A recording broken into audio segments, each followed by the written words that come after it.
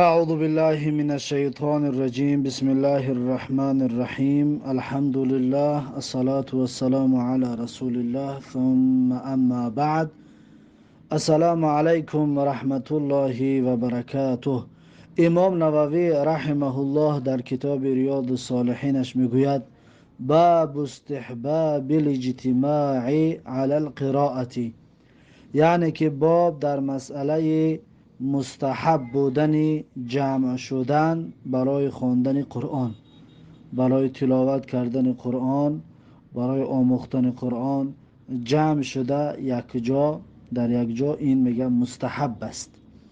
خب در این باب یک حدیث میارد، حدیث 1022 کتاب ریاض الصالحین میگوید عن ابی هریره رضی الله عنه قال، یعنی که از ابو هریره رضی الله عنه روایت است که گفت قال رسول الله صلی الله علیه و سلم، رسول الله صلی الله علیه و سلم میگوید که و مجتمع قوم فی بیت من بیوت الله یتلون کتاب الله، میگه جمع شدن قوم، ما را ترجمه نمیکنیم، و جمع شدن قوم در خانه از خانه های الله تبارک و تعالی، یتلون کتاب الله، تلاوت میکنن کتاب الله را، و یتدارسونه بینهم، یعنی یک دیگر را درس میگویند در بینشان، یعنی قرآن را با یک دیگر می آموزانند. الا نزلت علیهم السکینه، الا را ما که ترجمه نمیکنیم، ما را که ترجمه نکردیم الا را هم ترجمه نمیکنیم. نزلت علیهم السکینه یعنی نازل می شود بالای اونها آرامش، و غشیتهم الرحمه، و می پوشاند اینها را رحمت، و حفتهم الملائکه، در اطراف اینها جمع می شوند ملائکه ها، و ذکرهم الله فی من عنده، و یاد می کند الله تبارک و تعالی همین گروهی جمع شدن برای تلاوت قرآن و یا برای تعلیم قرآن که جمع می شوند، الله اینها را یاد می کند فی من عنده، در نزد کسانی که نزد الله تبارک و تعالی هستند. الله سبحانه و تعالی این گروه را در نزد اون طایفه یاد می کرده است. این ترجمه ما و الا را ترجمه نکردیم. اگر ترجمه کردیم و مجتمع قوم فی بیت من بیوت الله، یعنی جمع نشد قوم در خانه از خانه های الله تلاوت کردن کتاب الله را و درس گفتن در بینشان کتاب الله را، مگر اینکه نازل می شود. اکنون مگر گفته با ترجمهش میکنیم، مگر اینکه جمع نشد قوم در خانه های الله، مگر اینکه نازل می شود بالای اونها آرامش. خب رواه مسلمون، این حدیث را امام مسلم رحمه الله روایت کرده که هست. در اینجا پیغمبر گفت و مجتمع قومون، یعنی که جمع شد قوم چی بزرگ است و چی خردسال است و چی مرد است و چی زن است و همش داخل می شود. وقتی جمع می شوند برای قرآن خوانی و برای آموزش قرآن، انشاءالله زیر همین فضیلت داخل می شوند. خب این باب هم یک حدیث داشت و خلاص. اما از این باب ما نمیتوانیم، یا که کسانی که اگر دلیل بگیرن برای جمع شده ختم قرآن کردن برای این طریق بدعتی و این چیزایی که هست، اونها مردود است، در زیر این باب داخل نمی شوند، زیرا که اون بدعت است. بدعت از ریشش باید کنده شود. این طریقی که پیغمبر گفتگی است، این با طریق شرعی است، در یک مسجد جمع شوند تا اینکه قرآن بیاموزند یا قرآن تلاوت بکنن، اینش جایز است. خب باب فضل الوضوء، باب در مسئله فضیلت وضو، باب نو درباره فضیلت طهارت بده است. خب امام نووی رحمه الله در این باب اول یک آیت میارد، بعد از اون شروع میکند با قسم حدیث ها.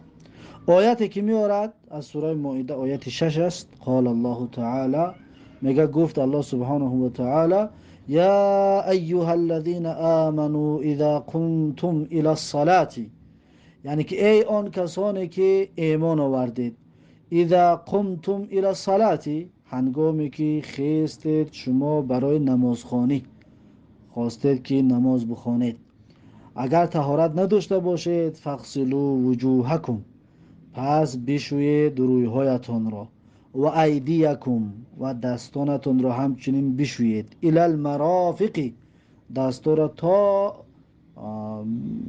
آرنج دست بشویید، تا کون دست بشویید. اما رو باشد از دمیدن موی پیشانی تا زیر منه و از این نرمی گوش با تا نرمی گوش دیگر. اما دستا باشد تا آرنج، تا کونی دست. و امسحوا برؤوسکم، الله تبارک و تعالی میگه همچنین محض بکشید سرهایتون را، سرهاتون محض بکشید. و ارجلکم الی الکعبین، و الله سبحانه و تعالی میگه بشویید پایهایتون را تا به جلک پا، تا به جلک پا پایها باید شسته شود. خب این چی بود؟ طهارت بود. یعنی که اگر که شما برای نماز خوانی خستید، اگر طهارت نداشته باشید پس طهارت کنید، همین کارها را انجام بدید، همین جای ذکر شده را بشویید. اکنون و این کنتم جنوبا فطهروا، الله سبحانه و تعالی میگه اگر که شما جنوب باشید، اگر که جنوب باشید فطهروا، پس غسل بگیرید. فطهروا به معنای غسل گرفتن. و این کنتم مرضا، الله سبحانه و تعالی میگه اگر که شما بیمار باشید، اکنون بیمار هستید که آب در بدنتون اگر برسد بیماریتون زیاد میشود. او علی سفرین، یا الله سبحانه و تعالی میگه شما در سفر باشید که آب همراهتون نیست، یا آب هست و کم است. او جاء احد منکم من الغائط، یا آمد کسی از شما از غائط، از قضای حاجت، کدامی از شما از قضای حاجت آمد. او لامستم النساء، یا کدامی از شما همخوابگی کرد با همسرشان، کدامی از شما همخوابگی کرد. اکنون همه این مسئله را جوابش چی است؟ یعنی اگر بیمار باشید، اگر در سفر باشید، آب نداشته باشید، یا کدام شما از قضای حاجت آمد، و چهارم مسئله با همسراتون همخوابگی کردید، همه این را فلم تجدوا ماء، پس از این کارها را انجام دادن شما آب پیدا نکردید، آب که نیافتید، فتیمموا صعیدا طیبا، الله سبحانه و تعالی میگه پس شما تیمم بکنید، صعیدا طیبا، یعنی با خاکی پاک. سعید گفتن خاک را میگوین، با خاکی طیب یعنی پاک، خاک پاک قطعی شما تیمم بکنید. اکنون تیمم رو چخیل بکنید؟ طریق تیمم کردن فامسحوا بوجوهکم و ایدیکم منه، یعنی مس بکشید، همون خاکی پاک تا دستاتون میزنید و مس بکشید بوجوهکم، یعنی رویهایتون را، و ایدیکم منه، و دستایتون را از همون خاکی پاک، یا با همون خاکی پاک دست رویهایتون را و دستایتون را مس میکشید. خب اکنون طریق تیمم کردن، ما دو طریق تیمم کردن داریم. طریق تیمم کردنی که در تاجیکستان مشهور است با دو ضربه هست. ضربه اولش میزنی روت میشکی، ضربه دومش میزنی تا آرنج دست، تا کنی دست میشکی. این یک طریق تیمم کردن است، اما حدیثش ضعیف است. اما حدیث صحیح و طریق دوم و ثابت و درست همین است که یک ضربه میزنیم، با همون یک ضربه روی همون مس میکشیم و دستامون تا بندی دست، نه تا آرنجی دست بگیم، تا کنی دست نی، فقط تا بندی دست، تا همینجا را میشکیم خلاص. این طریق تیمم کردن هست.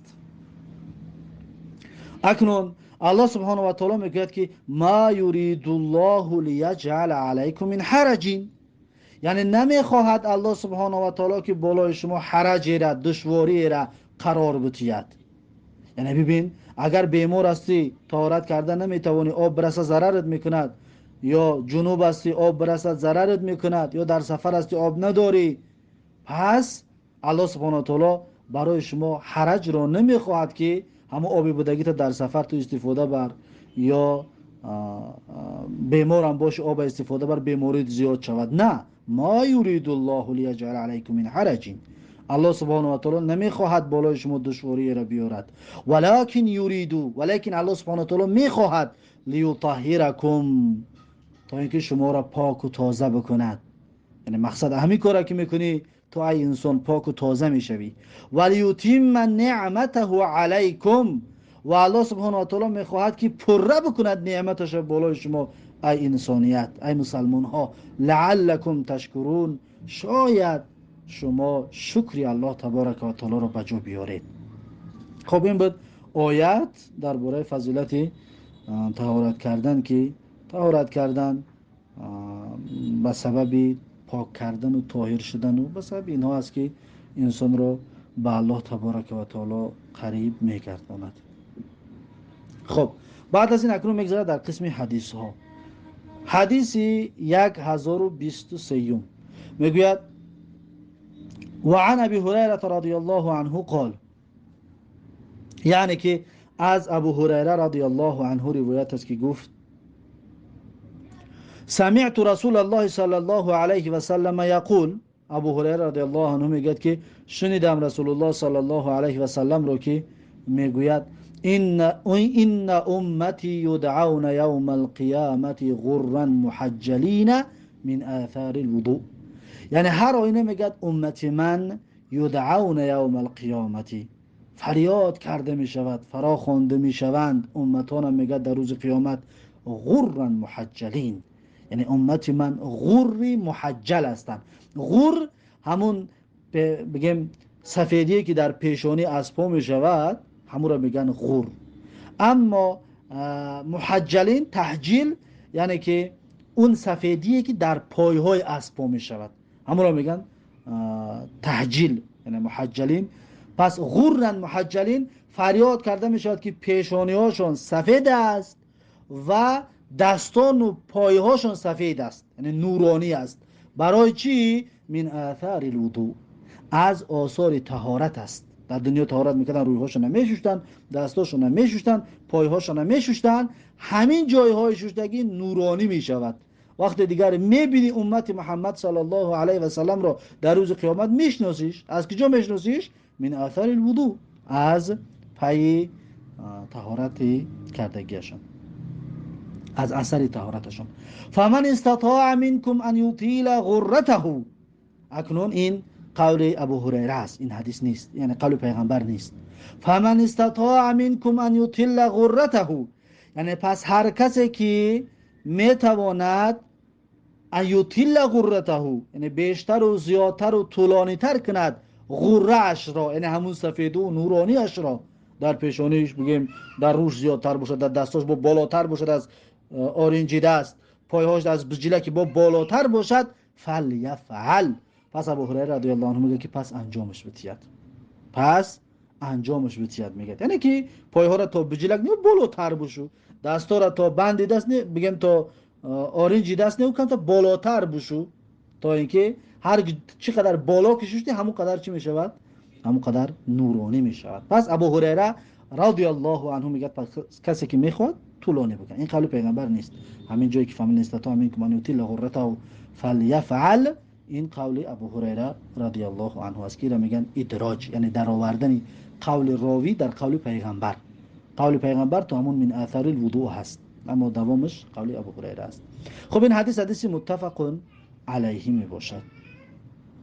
خب این بود از حدیث 1023.